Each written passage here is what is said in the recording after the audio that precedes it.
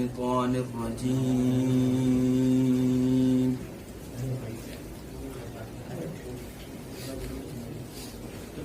بسم الله الرحمن الرحيم.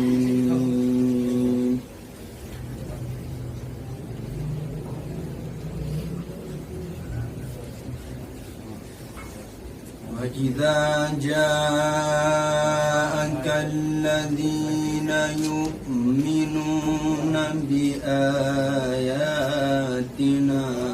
فقل سلام عليكم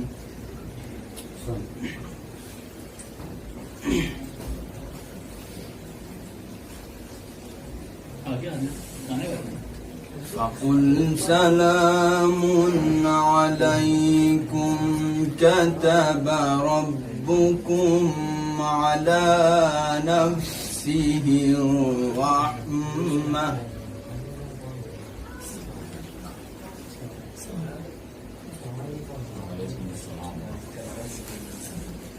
أنه من عمل منكم سوءا بجهالة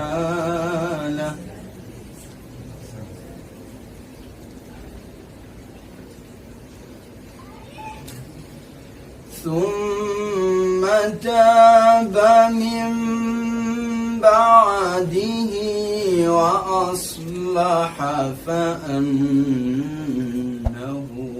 غفور رحيم.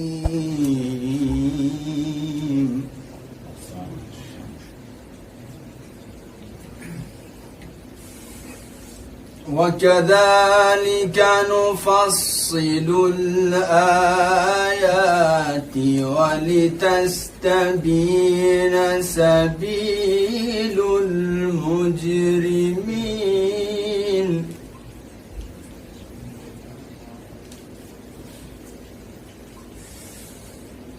وإذا جاءك الذين يؤمنون بآياتنا فقل سلام عليكم.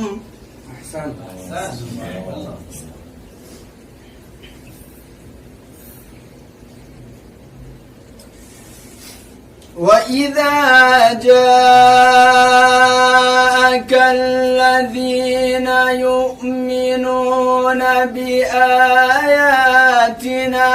فقل سلام عليكم كتب ربكم على نفسه الرحمة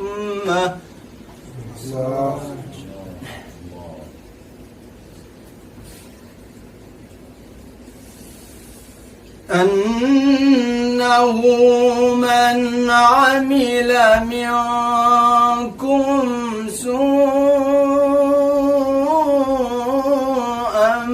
بجهالة ثم تاب من بعده وأصلح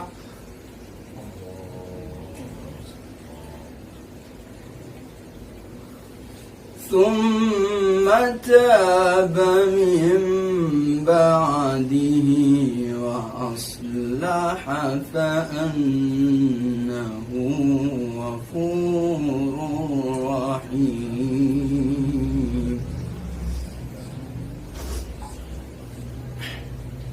الله أكبر ولله الحمد.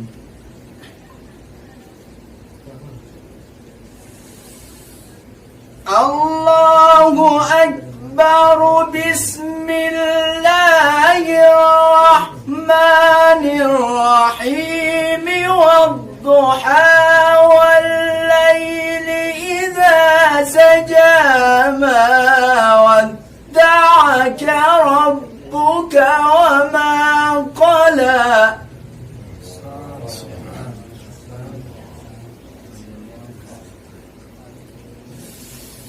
وللآخرة خير لك من الأولى ولسوف يعطيك ربك فترضى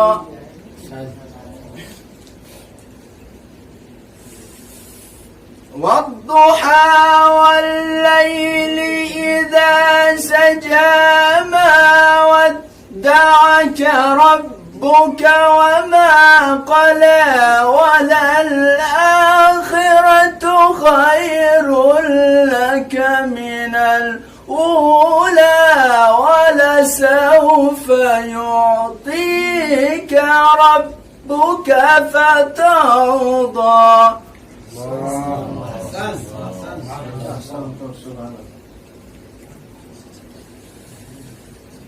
ألم يجدك يتيما فآوى ووجدك ضالا فهدى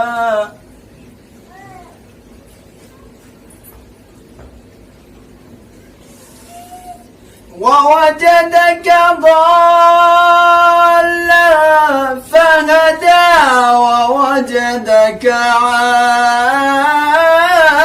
عائلا فأغنى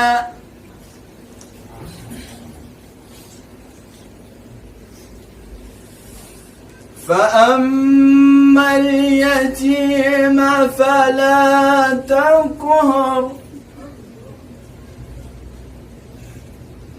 وأما السائل فلا تنهر وأما بنعمة ربك فحدث. صدق الله العلي العظيم. اللهم صل على محمد وآل محمد وعجل فرج صلوات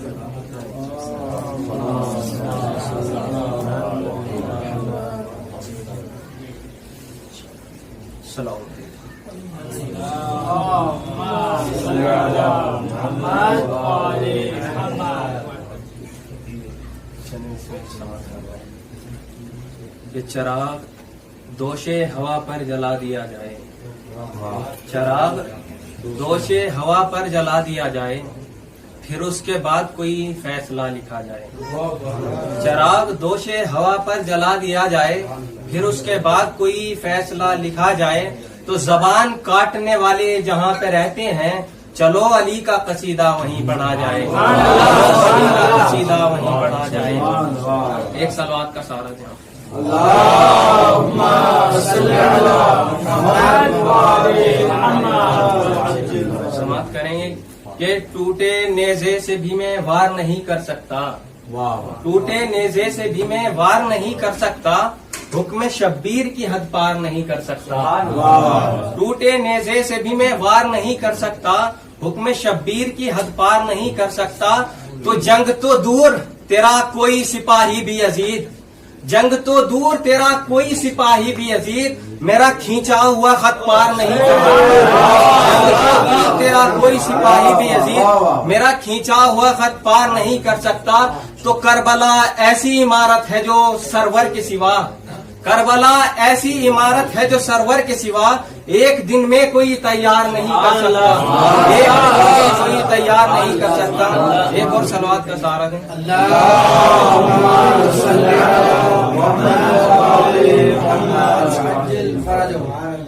یہ آخری چند مصرے دیکھیں کہ جہان صبر کو ایک آسمان ہم دیں گے، جہان صبر کو ایک آسمان ہم دیں گے، پلٹ کے آئے کوئی حرامان ہم دیں گے. جہان صبر کو ایک آسمان ہم دیں گے، پلٹ کے آئے کوئی حرامان ہم دیں گے. تو زمانہ جب بھی لکھے گا شجاعتوں کی کتاب، زمانہ جب بھی لکھے گا شجاعتوں کی کتاب، قسم خدا کی اسے داستان ہم دیں گے، قسم خدا کی اسے داستان ہم دیں گے۔ تو سوال ایک اٹھا سامنے 72 کے، سوال ایک اٹھا سامنے 72 کے، جواب سب نے دیا امتحان ہم دیں گے، جواب سب نے دیا امتحان ہم دیں گے۔ تو زمین کرب و بلا پر کہا یہ اکبر نے، زمین کرب و بلا پر کہا یہ اکبر نے، اسی زمین پہ حق کا بیان ہم دیں گے، اسی زمین پہ حق کا بیان ہم دیں گے۔ تو یزید دین محمد کو کیا مٹائے گا؟ نماز ہوگی یہیں پر اذان ہم دیں گے، نماز ہوگی یہیں پر اذان، نماز ہوگی یہیں پر اذان ہم دیں گے۔ صلوات پڑھیں آپ حضرات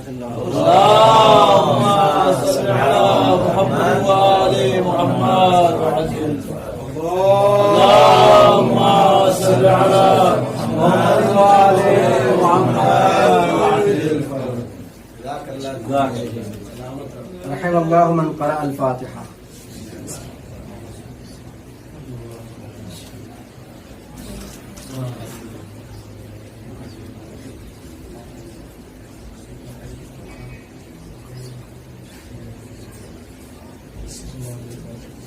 لا حول ولا قوة إلا بالله العلي العظيم۔ أعوذ بالله من الشيطان اللعين الرجيم، بسم الله الرحمن الرحيم۔ الحمد لله الذي لا يبلغ مدحته القائلون ولا يحصي نعماءه العادون ولا يؤدي حقه المجتهدون الذي لا يدركه بعد الهمم ولا يناله غوص الفتن الذي ليس لصفته حد محدود ولا نعت موجود ولا وقت معدود ولا أجل ممدود، فطر الخلائق بقدرته ونشر الرياح برحمته ووتدا بالصخور ميدان أرضه، ثم الصلاة والسلام مولانا ومولى الثقلين جد الحسن والحسين بالقاسم محمد، اللهم صل على محمد وعلى أهل بيته الطيبين الطاهرين المعصومين المظلومين، ولعنة الله على أعدائهم أجمعين۔ أما بعد، قال امام الصادق علیہ السلام: من بكى أو أبكى أو تباكى على الحسين وجبت له الجنة۔ صلوات پڑھ دیں محمد۔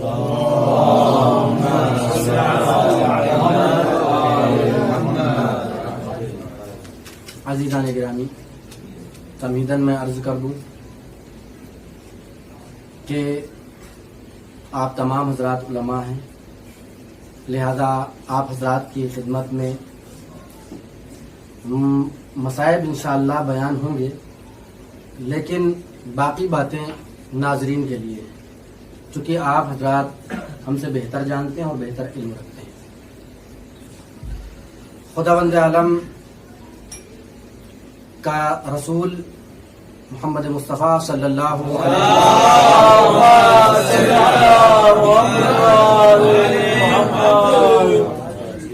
جن کا نمائندہ اور امام جعفر صادق علیہ السلام ارشاد فرما رہے ہیں کہ من بکا او ابکا، الگ الگ حدیث ہے، من بکا او ابکا او تباکا علی الحسین وجبت لہ الجنہ، جو حسین کے غم میں روئے، رلائے یا رونے جیسی صورت بنائے، اس پر جنت واجب ہے۔ اور عزیزان گرامی، یہ حدیث سند کے اعتبار سے صحیح ہے، متن کے لحاظ سے بھی بالکل صحیح ہے، اور حقیقت بھی یہی ہے کہ جو امام حسین علیہ السلام کا عاشق ہے، جو واقعاً صدق دل سے امام حسین علیہ السلام سے محبت کرتا ہے، اور وہ امام حسین علیہ السلام کے غم میں روئے یا رلائے یا رونے جیسی صورت بنائے، اس پر جنت واجب ہے۔ لیکن عزیزان گرامی، ضروری ہے کہ اپنی اس جنت کی انسان حفاظت کرے. کہ عقیدے کا ہونا الگ بات ہے لیکن ایمان کا ہونا بھی ضروری ہے. عقیدے کے ساتھ ساتھ پچھلی مجلس میں نے عرض کیا تھا کہ اگر انسان اپنے آپ کو عقیدت مند سمجھتا ہے اور بہت بڑا عقیدے والا سمجھتا ہے، عمل میں کچا ہے، زیرو ہے، تو اس عقیدے کا کوئی فائدہ ہونے والا نہیں ہے. بلکہ اگر وہ عقیدہ رکھتا ہے تو اس پر ضروری ہے کہ وہ عمل کرے. کیونکہ اظہار عمل کے ذریعے ہی ہو سکتا ہے کہ واقعاً یہ عقیدے والا ہے. ورنہ یہ کہنا کہ میں تو مولائی ہوں، مولا کا چاہنے والا ہوں، مولا کو مانتا ہوں لیکن مولا کی نہیں مانتا ہوں، یہی تو معاملہ ہوگا. اگر عمل نہیں کرتا انسان، صرف اور صرف عقیدے کا اظہار کرتا ہے اور یہ جتاتا ہے کہ ہم عقیدے والے ہیں، ہم سے بہتر کوئی عقیدہ نہیں ہے، اور ثابت نہیں کر پاتا ہے، تو مطلب تو یہی ہوگا کہ مولا ہم آپ کو تو مانتے ہیں لیکن آپ کی نہیں مانتے. عزیزان گرامی، لہذا ضروری ہے کہ انسان کا عقیدہ اگر محکم ہے تو عمل کر کے بتائے. جس طریقے سے جناب حر واقعاً با ایمان شخصیت تھے، ان سے گناہ سرزد ہوا تھا، اتنا بڑا گناہ ہوا تھا کہ شاید معافی کے قابل نہ ہو، لیکن اختتام چونکہ ان کے دل میں معرفت امام حسین علیہ السلام تھی، جناب فاطمہ زہرا سلام اللہ علیہا کی معرفت تھی، لہذا اختتام ان کا بہتر ہوا. لیکن انہی کے ساتھ ساتھ تاریخ میں موجود ہے کہ خود امام علی علیہ السلام کا قاتل بار بار آ کے کہا تھا مولا میں آپ کا چاہنے والا ہوں، مولا میں آپ کا چاہنے والا ہوں، آپ کی بیعت کرنا چاہتا ہوں. امام علی علیہ السلام کہتے تھے غور کر لے، فکر کر لے، سوچ لے. تو کہتا تھا کہ میں اپنی تلوار کو گردن پہ رکھ کے کاٹ سکتا ہوں، صرف حکم دیجئے. تو پتہ یہ چلا عزیزان گرامی، صرف دعویٰ ضروری نہیں ہے بلکہ عمل ضروری ہے. ایک صلوات پڑھ دے محمد و آل محمد پر.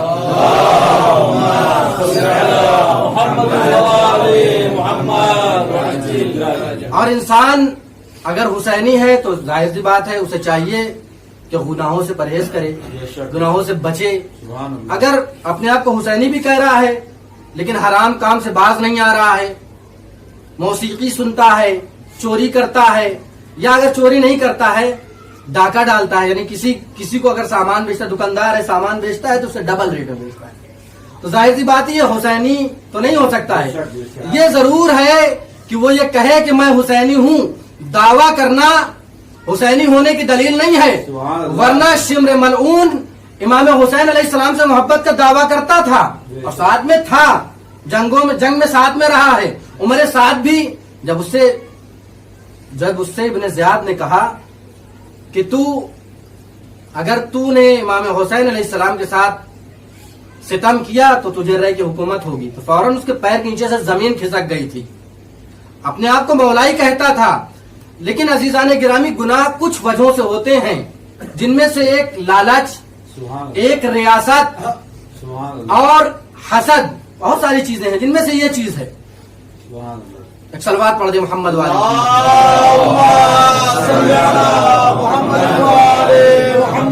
عزیزان گرامی، یہ کچھ چیزیں ہیں کہ جن کی وجہ سے انسان گنہگار ہوتا ہے، بلکہ ایسا بھی ہو سکتا ہے کہ اگر اس پر کنٹرول نہ کرے تو ہمیشہ کے لیے وہ لعنتی بن جاتا ہے. جس طریقے سے پسر سعد شمر ملعون کہ جو اپنے کو حسینی کہتے تھے، علی علیہ السلام کا چاہنے والا کہتے تھے، لیکن صرف رے کی حکومت کے بدلے میں جب پسر سعد سے کہا گیا کہ اگر تم وہاں نہیں جاؤ گے تو پھر حکومت سے ہاتھ دھو بیٹھے، تو آخر میں اس کشمکش میں پڑا تھا کہ میں کیسے حسین سے جنگ کر سکتا ہوں، میں کیسے حسین کے بچوں کو پیاسا رکھ سکتا ہوں. لیکن ریاست کی طلب اسے وہاں تک کھینچ کر کے لے آئی کہ وہ دنیا بھر کے لیے لعنتی بن گیا. عزیزان گرامی، تو عزیزان گرامی، یہ کچھ چیزیں ایسی ہیں کہ جو گناہوں کی طرف بڑھاتی ہیں. انسان کہتا ہے کیا کریں، ہماری مجبوری تھی. عزیزان گرامی، انسان امام حسین پر بکا کرتا ہے، روتا ہے، تو ضروری ہے کہ خلوص دل سے کرے. اور اگر یہ خلوص دل سے کرتا ہے تو ضروری ہے کہ اس کی حفاظت کرے. کیونکہ انسان اعمال کا ذخیرہ تو کر لیتا ہے لیکن اس اعمال کے ذخیرے کی حفاظت کرنا سب سے زیادہ ضروری ہوتا ہے. مثال کے ساتھ عرض کرتا ہوں کہ ایک انسان کے پاس 10 روپے کا نوٹ ہے, جیب میں رکھا ہوا ہے, زیادہ اس کی حفاظت کی ذمہ داری نہیں ہے, رکھا ہوا ہے, پڑا ہوا ہے, کوئی بات نہیں. لیکن اگر اسی کی جگہ پہ 1000 کا نوٹ ہے, جب بھی وہ جیب سے کوئی چیز نکالے گا تو دھیان رکھے گا کہ موبائل نکالے گا تو دیکھے گا کہ کہیں ہمارے جیب سے نوٹ تو نہیں گر گئی. لیکن اگر اسی کی جگہ کئی ہزار روپیہ رکھا ہو تو انسان بار بار اس کی طرف دیکھے گا. اور اگر ٹرین سے سفر کر رہا ہو, خاص طور سے ہندوستان میں دلی کا سفر کر رہا ہو, اور پیسہ رکھا ہو تو وہ بار بار نہیں بلکہ اپنے ساتھ ایک آدمی لے کر کے جائے گا کہ اگر میں سو گیا تو جاگتا رہے تاکہ اس کی حفاظت کروں. تو عزیزان گرامی, جتنی قیمتی شے ہوتی ہے حفاظت کی ذمہ داری اتنی زیادہ ہوتی ہے.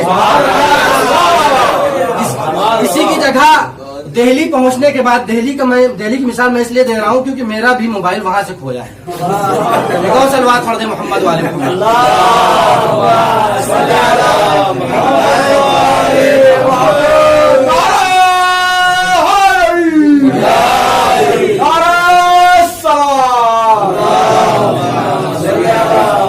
گرامی, دہلی کا سفر ہے. ہم جیسا انسان نہیں ہے, ایک بڑا آدمی ہے جس کے پاس 1.5 لاکھ روپے کا آئی فون ہے, تو وہ سفر کرے گا, جیب میں نہیں رکھے گا کیونکہ جیب سے غائب ہوتا ہے, وہ اپنے ہاتھ میں رکھے رہے گا تاکہ اس کی حفاظت رہے. تو عزیزان گرامی, کہنے کا مقصد یہ ہے کہ جتنی قیمتی شے ہوگی حفاظت کی ذمہ داری اتنی زیادہ بڑھتی جائے گی. جتنی قیمتی شے ہوگی اس کی حفاظت کی ذمہ داری بڑھتی جائے گی. عزیزان گرامی, اسی طریقے سے ہمارے اعمال ہیں. اگر ہمارے اعمال قیمتی ہیں تو اس کی حفاظت اسی طریقے سے ہوگی. ہم سب سے زیادہ اپنے آپ کو عزادار کہتے ہیں نا, تو اس عزاداری کے موقع پر ہم حقیقی عزادار بن کے فرش ادا پر بیٹھے, اور اس عزاداری کو کرنے کے بعد اس عزاداری کو, اس اعمال کو, اس کی حفاظت کریں. اگر اس کی حفاظت نہیں کر سکتے ہیں تو سمجھ لیجئے کہ اس کا کوئی فائدہ نہیں ہونے والا ہے. صلوات پڑھتے ہیں محمد والے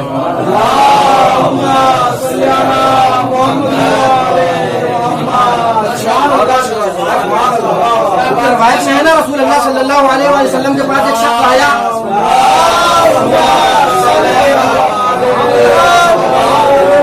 اور آنے کے بعد کہنے لگا یا رسول اللہ, آپ نے جو دعا بتائی تھی, آپ نے جو عمل بتایا تھا, لا الہ الا اللہ کہیں گے تو اتنے باغ ہمارے پاس جمع ہو جائیں گے, محمد الرسول لا الہ الا اللہ کہیں گے, سبحان اللہ کہیں گے, الحمدللہ کہیں گے تو باغات ہمارے پاس اکٹھا ہو جائیں گے. تو رسول اللہ نے کہا بالکل. تو کہنے لگا یا رسول اللہ, پھر تو میں نے بہت سارے باغات اکٹھا کر لیے ہیں, بلکہ ایک پورا کا پورا جنگل تیار ہو گیا. میں اپنی زبان میں عرض کر رہا ہوں. تو عزیزان گرامی, جیسے اس نے کہا, رسول اللہ نے اسے ایک مثال کے ذریعے سمجھایا کہ اگر اسی باغ میں کچھ پتے ہوں اور اس پہ اگر آگ کی چنگاری لگ جائے تو پورا کا پورا باغ جل جائے گا. تو عزیزان گرامی, اس کو سمجھ میں آ گیا. تو ہمیں بھی سمجھ میں آنا چاہیے کہ ہم جو عزاداری کرتے ہیں خلوص دل سے عزاداری ہونی چاہیے, اور خلوص کے ساتھ جب عزاداری ہو جائے, خلوص کے ساتھ جب اعمال کو انجام دے دیں تو اس کی حفاظت بھی کریں. اور ضروری ہے کہ جب فرش ادا پر بیٹھیں تو فرش ادا کی اہمیت کو سمجھیں. میں واقعہ پڑھ چکا ہوں, لیکن چونکہ موقع کی مناسبت ہے لہذا میں دوبارہ سے عرض کیے دیتا ہوں. اسی ایران کا واقعہ ہے. رضا نام کا ایک لڑکا ہے جو جب بھی کوئی اچھا کام ہوتا تھا تو وہ اپنی اوباشی اور بدماشی کرنے لگتا تھا, دکھانے لگتا تھا. لیکن خاص طور سے جب فرش ادا بچتی تھی تو وہ آ کر کے بیٹھ جاتا تھا اور لڑکوں کو بلاتا تھا, ان کو بھی بہکا کر کے لے جاتا تھا, موسیقی سنتا تھا اپنے کان میں ایئر فون لگا کر کے, یعنی فرش ادا کی اہمیت کو نہیں سمجھتا تھا. عزیزان گرامی, ایک دن ایسا آیا کہ جب 9 محرم کی شب ہوئی تو اپنی کار سے وہ چلا جا رہا تھا. دیکھا کہ ایک جوان لڑکی چلی جا رہی ہے, اور وہ لڑکی جو لگ رہا تھا کہ یہ کسی حسینیہ کی طرف جا رہی ہے, عزاداری کرنے کے لیے جا رہی ہے. اس کو اس نے بلایا, کہا کہاں جا رہی ہو؟ کہا میں حسینیہ شہداء جا رہے ہوں, اصفہان میں ہے. اسے ایک خطیب نے اپنی مجلس میں بھی پڑھا ہے, اس کے علاوہ انشاءاللہ اگر حوالہ درکار ہوگا تو حوالہ بھی مل جائے گا، اور نیوز میں بھی آیا تھا، تقریباً یہ 7-8 سال پہلے کا واقعہ ہے۔ تو وہ شخص جا رہا تھا، جیسے اس لڑکی کو دیکھا، کہا میں تمہارے حسینیہ تک میں پہنچائے دیتا ہوں۔ تو اس نے کہا کہ ٹھیک ہے، آسان تھا اس کے لیے، بیٹھ گئی کار پہ۔ وہ شخص بجائے اس کے کہ اس حسینیہ شہداء پہنچاتا، سیدھا اپنے گھر لے کے چلا گیا۔ اس کی ماں عزادار تھی، عزیزان گرامی، اس کی ماں عزادار تھی، گھر خالی تھا، لے کر کے گھر چلا گیا، اور اس کے ساتھ اس نے تجاوز کرنا چاہا۔ وہ دہائی دینے لگی کہ میں مولا کی عزادار ہوں، میں چاہ رہی تھی کہ مجلس کی طرف جاؤں اور جا کے آج رات بھر میں ادائے سید الشہداء برپا کروں اور مولا پر گریا کروں۔ عزیزو، لیکن اس کے سمجھ میں نہیں آیا۔ اس نے کہا کہ میں اپنے کام سے باز نہیں آؤں گا، اپنے کام میں مصروف رہا۔ وہ کہنے لگی تمہیں واسطہ ہے جناب فاطمہ زہرا سلام اللہ علیہا کا، کتنا بھی برا شخص ہو لیکن جب واسطہ فاطمہ زہرا کا مل جاتا ہے تو انسان باز آ جاتا ہے۔ عزیزان گرامی، وہ لڑکا کہنے لگا کہ نہیں، میں نے اتنی محنت کی ہے، میں لے کر کے یہاں تک آیا ہوں، میں اپنے کام سے باز نہیں آ سکتا۔ آخر میں اس نے ایک جملہ کہا، لہذا ہمیں چاہیے کہ فرش ادا پر اگر کوئی بھی جملہ دل پر لگ جائے تو اسی پر عمل کر لیا جائے۔ سبحان اللہ۔ عزیزان گرامی، اس نے کہا کہ کیا تم نہیں چاہتے کہ روز محشر امام حسین علیہ السلام تم پر دست شفقت پھیرے؟ جیسے اس نے یہ کہا، اس کے دل پر یہ بات لگ گئی، اور وہ فوراً اس لڑکی سے کہتا ہے کہ تم میری کار پہ بیٹھو، میں تمہیں حسینیہ شہداء پہنچا دیتا ہوں۔ عزیزان گرامی، وہ شخص آتا ہے اور آنے کے بعد حسینیہ شہداء اس کو پہنچا کر کے واپس آ جاتا ہے۔ گھر پہ آتا ہے تو ٹیلی ویژن چالو ہے، ٹی وی لگا کر کے دیکھتا ہے، امام حسین علیہ السلام کے بچوں کی پیاس کا ذکر ہو رہا تھا۔ جیسے ہی اس نے امام حسین اسلام کے بچوں کی پیاس کا تذکرہ سنا، چونکہ پہلے اس نے ایسا عمل کیا تھا کہ خدا بند عالم نے دل میں حسین علیہ السلام کی محبت ڈال دی۔ جیسے ہی اس نے پیاس کا تذکرہ سنا، رونے لگا، آنسو آ گئے، کافی دیر تک روتا رہا، یہاں تک کہ اس کی ماں حسینیہ سے واپس آئی۔ آنے کے بعد گھر میں ایک عجیب ماحول دیکھتی ہے، آنے کے بعد کہتی ہے بیٹا تم رو کیوں رہے ہو؟ آخر کوئی ماجرا، کوئی مشکل؟ کیونکہ وہ جانتی تھی کہ میرا بیٹا بدماش قسم کا ہے اور وہ مولا کا عزادار تو کم سے کم نہیں ہو سکتا ہے، لیکن اس کے لیے بہت دعا کرتی تھی کہ میرا بیٹا سدھر جائے۔ شاید آج کی رات میں جب وہ عزاداری کرنے کے لیے گئی ہو تو اس نے اپنے بیٹے کے لیے دعا کی ہو۔ بہرحال وہ بیٹا نہیں بتا رہا ہے، کہا کہ تمہیں بتانا پڑے گا، اس لیے کہ جب میں گھر میں داخل ہوئی تو ایک عجیب قسم کی خوشبو محسوس کر رہی تھی۔ عزیزان گرامی، جیسے ہی اس نے یہ کہا کہ اس کا بیٹا پھوٹ پھوٹ کر رونے لگا اور کہنے لگا کیا میرا مولا حسین مجھے معاف کر سکتا ہے؟ میری ماں، اس کی ماں کہتی ہے بیٹا مولا حسین کریم ہے، خداوند عالم غفور ہے، رحمان و رحیم ہے، اگر تو واقعاً صدق دل سے توبہ کر لے اور رضائے حسین میں جایا کر تو مولا حسین بھی معاف کر دیں گے، خداوند عالم بھی معاف کر دے گا۔ وہ شخص گیا، رضا نام تھا، اگلے دن روز عاشور تھی، گیا اور جانے کے بعد سیدھا فرش ادا پر بیٹھ گیا۔ وہی شخص جو اوباش تھا، ابھی تک عزاداروں کو بہکانے کا کام کیا کرتا تھا، لیکن آج وہ حقیقی عزادار بنا بیٹھا ہوا ہے۔ جیسے ہی ذکر حسین شروع ہوا، دھاڑے مار مار کے رونے لگا۔ سب تعجب کی نگاہ سے دیکھ رہے تھے کہ یہ رضا نام کا شخص جو اتنا بدماش قسم کا تھا، یہاں کیوں بیٹھا ہوا ہے اور ایسا رو رہا ہے۔ سب تعجب کر رہے تھے۔ مجلس ختم ہو گئی۔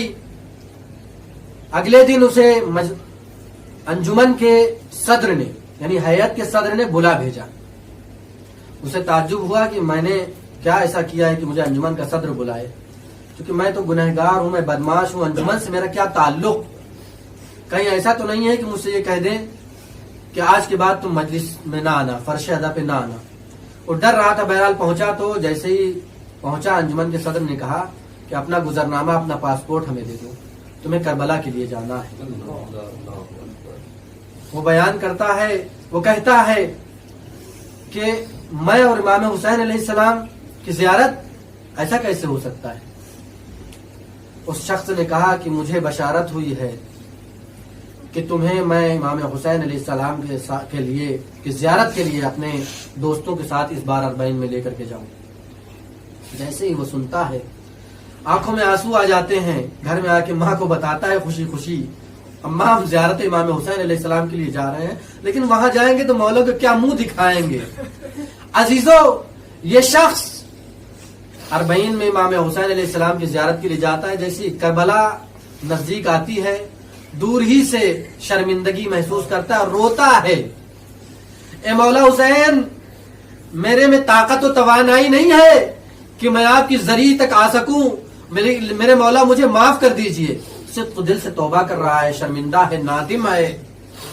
اب وہ جب سب لوگ پہنچ گئے امام حسین علیہ السلام کی زری کے پاس، اور وہاں پر جا کر کے ظاہر سی بات ہے جب وہاں لوگ پہنچتے ہیں تو عقیدت امام حسین علیہ السلام کے لیے کیا کرتے ہیں؟ کوئی زیارت کرتا ہے، کوئی دعا کرتا ہے، کوئی نماز پڑھتا ہے، کوئی زیارت عاشورہ پڑھتا ہے، کوئی دعائے القمہ پڑھتا ہے، کوئی زیارت وارثہ پڑھتا ہے. انجمن اور حیات کے لوگ پڑھ رہے تھے. ایک مرتبہ وہ شخص امام، سب لوگ زری کی طرف جا رہے تھے لیکن وہ اپنے کو زری کی طرف نہیں کر رہا تھا. شرمندہ تھا امام حسین علیہ السلام سے اور زری کی طرف نہیں بڑھ رہا تھا. ایک مرتبہ اس نے دعا کی، اے میرے مولا حسین، مجھے شرم آ رہی ہے کہ میں آپ کی زیارت کے لیے آیا ہوں، آپ کی زری تک کیسے آؤں؟ میں نے تمہیں گناہ کیے ہیں، میں آپ کا گنہگار ہوں مولا. عزیزان گرامی، اسی وقت اس کو بشارت ہوئی. امام حسین علیہ السلام نے خود فرمایا کہ میں نے تجھے معاف کیا اور میرے خدا نے تجھے معاف کیا. تو عزیزان گرامی، جو امام حسین علیہ السلام سے صدق دل سے محبت کر لے اور صدق دل سے ان کی عزاداری کے لیے آ جائے تو اس کی دنیا بھی سنورتی ہے اور آخرت بھی سنورتی ہے. صلوات پڑھتے محمد و آل محمد پر. اللہم صلی علی محمد و آل محمد. عزیزان گرامی، وہ شخص ایک مرتبہ کربلا سے واپس آتا ہے، پاک ہو کر کے آیا ہے. روایت میں ہے نا کہ جو بھی امام حسین علیہ السلام کی زیارت کرتا ہے اس کے سارے گناہ معاف ہو جاتے ہیں. وہ شخص آیا اور آنے کے بعد پھر بھی اپنی ماں سے کہتا ہے، مادر جان، میں امام حسین علیہ السلام کی زیارت تو کر آیا لیکن کیا مولا امام حسین علیہ السلام نے مجھے معاف کر دیا ہوگا؟ عزیزان گرامی، جبکہ اسے خود بشارت ہوئی تھی. اس کی ماں، بہرحال اس کی ماں کہتی ہے، بیٹا میں چاہتی ہوں کہ تیری شادی کر دوں. ابھی آپ نے سنا کہ کس طریقے سے آخرت سنورتی ہے، دیکھ لیں کہ دنیا کس طریقے سے سنورتی ہے. میں چاہتی ہوں کہ تیری شادی کر دوں. وہ لڑکا کہنے لگا، اماں ہر جگہ تو بدنام ہوں، کون لڑکی ہے جو مجھ سے شادی کرنے کے لیے راضی ہوگی؟ کہتی ہے کہ میں نے ایک لڑکی دیکھا ہے، میں چاہتی ہوں کہ میرے ساتھ چل، وہاں پر جا کر بات چیت کر کے دیکھتے ہیں. بہرحال وہ اپنی ماں کے ساتھ گیا. جب وہاں گیا تو عزیزان گرامی، وہاں پر پہنچنے کے بعد بھی ماحول الگ تھا. وہ لڑکی جس کے ساتھ شادی کے لیے پیغام دیا تھا واقعاً اس سے شادی نہ کرتی، لیکن وہ چائے کا کپ لے کر کے آئی، پذیرائی کے لیے سامان لے کر کے آئی، اور آنے کے بعد وہاں پر واقعہ سناتی ہے، ماجرا سناتی ہے کہ رات میں جب میں سوئی تھی تو خواب میں فاطمہ زہرا سلام اللہ علیہا آئی تھی اور انہوں نے کہا تھا کہ ایک شخص آئے گا جو بدنام ہے، تو اس سے شادی کے لیے تیرا رشتہ مانگے گا، تو اسے انکار نہ کرنا، کیونکہ کل تک وہ گنہگار تھا لیکن آج وہ میرے بیٹے کا عزادار ہے. عزیزان گرامی، پتہ یہ چلتا ہے کہ جو حسین سے والہانہ عشق کرتا ہے اس کی دنیا بھی سنورتی ہے اور آخرت بھی سنورتی ہے. بس عزیزان گرامی، وقت تمام ہو چکا ہے. آج 7ویں محرم کے مناسبت سے مجلس برگزار ہوئی ہے، لہذا دل کرتا ہے کہ امام حسن علیہ السلام کے لخت جگر جناب قاسم کے مصائب پڑھیں. جناب قاسم کربلا کے میدان میں جب انصار کو دیکھتے ہیں، صحابہ کو دیکھتے ہیں میدان میں جاتے ہوئے، تمنا کرتے ہیں کہ میں بھی اپنے چچا کے لیے قربان ہو جاؤں، لیکن امام حسین علیہ السلام ہر بار منع فرما دیتے ہیں، بیٹا قاسم خیمے میں چلے جاؤ. کئی مرتبہ امام حسین علیہ السلام نے جناب قاسم سے کہا بیٹا خیمے میں چلے جاؤ، اور جناب قاسم چونکہ چچا کا حکم ہوتا ہے باپ کی طرح، باپ کے مرنے کے بعد امام حسین علیہ السلام ان کے باپ تھے. یتیم قاسم اپنے خیمے میں چلے جاتے ہیں، لیکن ایک مرتبہ جب سب انصار و اقربا، انصار شہید ہو چکے یا صحابہ شہید ہو چکے، جب جناب زینب کے دونوں جگر بند اون محمد شہید ہو گئے تو ایک مرتبہ جناب قاسم سے رہا نہ گیا، جناب قاسم سے رہا نہ گیا اور ایک مرتبہ امام حسین علیہ السلام کے پاس پھر سے تشریف لائے اور اس امید سے آئے تھے کہ اس بار چچا اجازت دے دیں گے۔ کہا بیٹا قاسم، کہا چچا جان مجھے مرنے کی اجازت دے دیجئے۔ امام حسین نے کہا بیٹا قاسم، تمہارے درمیان تمہارے نزدیک موت کیسی ہے؟ کہا چچا جان میرے نزدیک موت شہد سے بھی زیادہ شیریں ہے۔ ارے امام حسن علیہ السلام کے لخت جگر نے قرآن مجید کی تفسیر کر دی، آیت کی تفسیر کر دی۔ عزیزان گرامی، میرے درمیان میرے نزدیک موت شہد سے بھی زیادہ شیریں ہے۔ امام حسین علیہ السلام نے پھر سے ٹالا، کہا بیٹا چلے جاؤ خیمے میں، ابھی وقت نہیں ہوا ہے۔ جناب قاسم ایک مرتبہ خیمے میں آئے اور فکر مند تھے کہ کس طریقے سے چچا سے اجازت لیں۔ خیمے میں بیٹھ گئے، سربزانو بیٹھے ہوئے تھے۔ ایک مرتبہ بابا کے مرنے کے وقت کی تصویر نگاہوں میں پھر گئی۔ بابا کا جب آخری وقت تھا تو کہا تھا بیٹا قاسم، ایک وقت ایسا آئے گا کہ جب میرا بھائی حسین نرغہ آدھا میں گھرا ہوگا، اس کی مدد کے لیے کوئی نہیں ہوگا۔ اگر میں ہوتا تو اپنے بھیا کے لیے قربان ہو جاتا۔ اے میرے بیٹے، اس وقت میرے بھیا کے لیے قربان ہو جانا۔ عزیزو، اس وقت ایک تعویذ باندھی، اس تعویذ میں یہ وصیت لکھی تھی۔ جناب قاسم کو وہ وصیت یاد آئی، ایک مرتبہ تعویذ کو کھولا۔ تعویذ کو کھولنے کے بعد امام حسین علیہ السلام کی خدمت میں خوشی خوشی آئے۔ اے چچا جان، بابا کے ہاتھوں کی باندھی ہوئی تعویذ ہے، بابا نے وصیت کی تھی جب تم پر سخت وقت آن پڑے تو اس تعویذ کو کھول کر کے پڑھ لینا۔ اے چچا جان، آپ کی خدمت میں ہے۔ عزاداران سید الشہداء، ایک مرتبہ امام حسین نے جیسے ہی بھیا کے نامے کو ہاتھ میں لیا، جنابے کو چوما، جناب قاسم کی باہوں میں بائیں ڈال دی اور تاریخ لکھتی ہے اتنا روئے کہ غش کھا کر کے زمین پر گر پڑے۔ تاریخ میں لکھا ہے امام حسین علیہ السلام ایک ہی مرتبہ غش کھائے تھے۔ امام حسین علیہ السلام کو ایک ہی مرتبہ غش آیا تھا اور وہ جناب قاسم علیہ السلام سے جب لپٹ کر کے رو رہے تھے، کہا بیٹا قاسم، بھیا کی وصیت ہے، میں کیسے انکار کر سکتا ہوں؟ جاؤ قاسم، شوق سے جاؤ۔ قاسم ایک مرتبہ رخصت ہو کر کے آتے ہیں۔ امام حسین علیہ السلام نے جناب قاسم کو خود سے سوار کیا۔ جناب قاسم کا قد چھوٹا تھا، 13 برس کے قاسم تھے، رکابوں تک پیر نہیں پہنچ پا رہے تھے، رکابوں کے دسمے کاٹ کے چھوٹے کیے گئے۔ ایک مرتبہ جناب قاسم سوار ہوئے، جناب قاسم میدان کی طرف آئے۔ جیسے ہی آئے، کسی شقی نے کہا کہ تمہاری کمسنی اور تمہاری یتیمی پر مجھے ترس آتا ہے، میں چاہتا ہوں کہ تم واپس چلے جاؤ، ہم یتیموں پر وار نہیں کرتے۔ ایک مرتبہ تلوار کو نیام سے نکالا۔ قاسم نے کہا ملونو، میرے چچا کے خون کے پیاسے ہو، مجھ پر رحم کرتے ہو، ذرا سامنے تو آؤ۔ ایک مرتبہ قاسم نے تلوار کو نکالا اور ایسی جنگ کی کہ لوگوں کو حیدر کرار کی جنگ یاد آ گئی، لیکن 13 ہی برس کا قاسم تھا، کہاں تک جنگ کرتا؟ 3 دن کا بھوکا پیاسا تھا۔ ارے کوئی تیر مار رہا تھا، کوئی تلوار سے حملے کر رہا تھا، امامے کے پیچ کٹ کے گر رہے تھے۔ ایک مرتبہ قاسم سے سنبھلا نہ گیا، دوڑا کے زمین پر گرے۔ یا اماں، ادرکنی، حسین قاسم سے بڑی محبت کرتے تھے۔ ارے تیزی سے قاسم کی طرف بڑھے۔ ایک شقی چاہتا ہے کہ حسین کا گلا، قاسم کا گلا زندگی میں قلم کر دے۔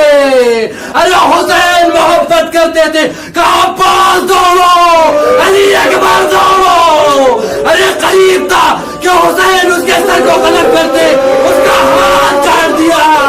ایک مرتبہ اس شقی کو بچانے کے لیے بھیڑ دوڑی۔ ارے کئی 100 گھوڑے جناب قاسم کے جسم سے پہ دوڑ رہے تھے۔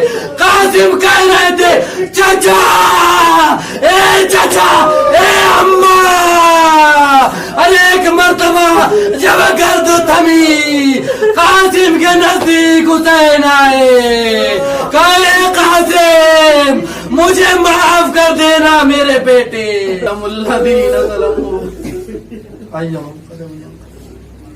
انا للہ و انا الیہ راجعون. رضا بقضائہ و تسلیما لامرہ.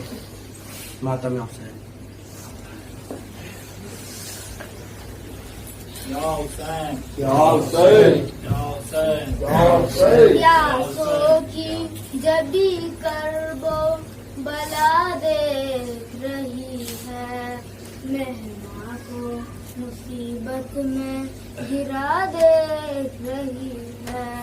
پیاسوں کی جبی کرب و بلا دیکھ رہی ہے، مہماں کو مصیبت میں گرا دیکھ رہی ہے. حسرات بھری نظروں سے کھڑی نہر کنارے، حسرات بھری نظروں سے کھڑی نہر کنارے. عباس کے لاشے کو وفا دیکھ رہی ہے، پیاسوں کی جبی کرب و بلا دیکھ رہی ہے، مہماں کو مصیبت میں گرا دیکھ رہی ہے.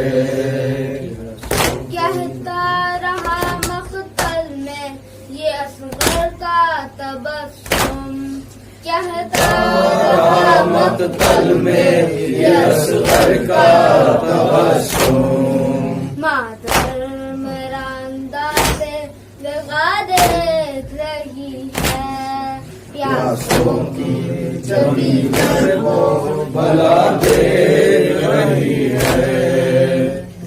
چشمہ کو مقتل کی طرف بھیج کے بانو، چشمہ کو مقتل کی طرف بھیج کے بانو.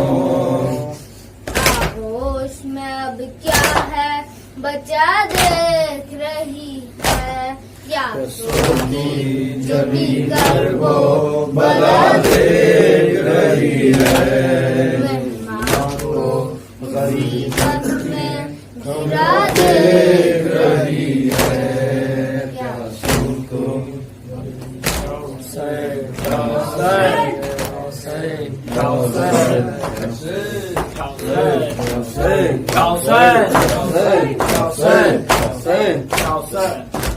اے میرے اکبر، اے میرے اکبر، اے میرے اکبر، اے میرے اکبر، اے میرے اکبر، اے میرے اکبر، اے میرے اکبر، اے میرے اکبر.